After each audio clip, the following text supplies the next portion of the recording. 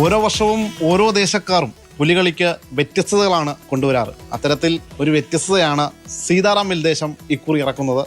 കഴിഞ്ഞ 3 വർഷക്കാലം പെൺപുലിയായി വേഷമിട്ടത് നിമിഷ ബിജോയാണ്.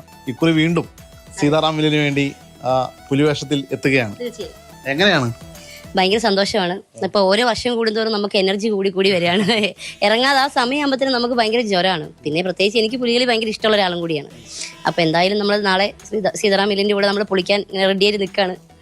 ജനിച്ചു വളർന്ന നാട് കോട്ടയം മുണ്ടക്കയമാണ്. സ്വാഭാവികമായിട്ടും പുലികളി എന്ന് പറയുമ്പോൾ തൃശ്ശൂരിന്റെ ഒരു സാധനമാണ്. അപ്പോൾ അതൊക്കെ എങ്ങനെയാണ് പഠിച്ചതും? ഇപ്പൊ ഒരു തൃശ്ശൂർക്കാരി പോലെ ആയോ? ചാലക്കുടി താമസിക്കുന്നത്? ചാലക്കുടിക്കാരിയാണ്. 20 വർഷമായിട്ട് പുലികളി പഠിച്ചതെന്ന് പറയാനായിട്ട് നമ്മൾ വീഡിയോസ് കാണും, പിന്നെ പുലികളി നേരിട്ട് കാണുന്ന ഒരു വ്യക്തിയാണല്ലോ. അപ്പൊ എല്ലാ വർഷം പോയി കാണുമായിരുന്നു. നമ്മൾ ഇന്ന് ബിൽഡിങ്ങിനൊക്കെ മുകളിൽ നിന്ന് നമ്മൾ കണ്ടുകൊണ്ടിരുന്നത്. അപ്പൊ അന്നേരം നമ്മൾ അതിന്റെ ഒപ്പം ഒന്ന് സ്റ്റെപ്പൊക്കെ വെക്കും. ഈ കൊട്ട് കേട്ട് പ്രത്യേക ജ്വരം. അതെ, പുലികളിക്ക് ഒരു പ്രത്യേക താളമാണ്. ആ താളത്തിനൊപ്പം വെക്കുന്ന സ്റ്റെപ്പ് ഉണ്ട്. അതൊക്കെ അങ്ങോട്ട് ഹൃദയസ്ഥമാക്കി. അതെ, ആ സ്റ്റെപ്പുകൾ മാത്രം ഞാൻ വെറൈറ്റി സ്റ്റെപ്പ് എടുക്കും. വെറൈറ്റി സ്റ്റെപ്പുകൾ എടുക്കാം. നമ്മുടെ പുലിയെ വെറൈറ്റി പുലിയാണ്. ഞാൻ വെറൈറ്റിയാണ്.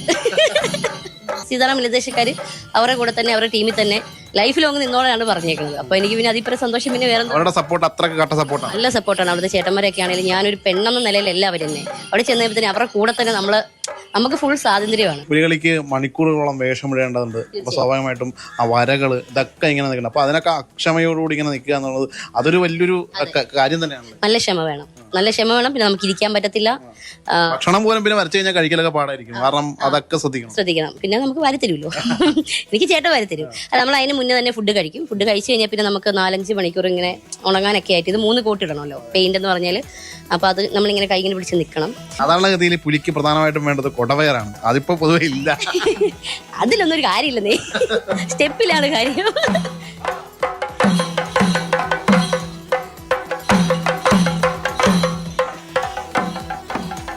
സീതാറാമിൽ ദേശക്കാർക്ക് വേണ്ടി ഇക്കുറി നിമിഷ എന്ന പെൺപുലി ഈ വേഷത്തിലാണ് എത്തുന്നത്. അരമണിയൊക്കെ കെട്ടി ആ ഒരു പുലിയുടെ വേഷവിധാനങ്ങളൊക്കെ അണിഞ്ഞ് അഗംഭീരമായ ഒരു പുലിക്കളി നിങ്ങൾക്ക് തൃശ്ശൂർ തേക്കുംകാട് മൈതാനിയിൽ കാണാനാകും.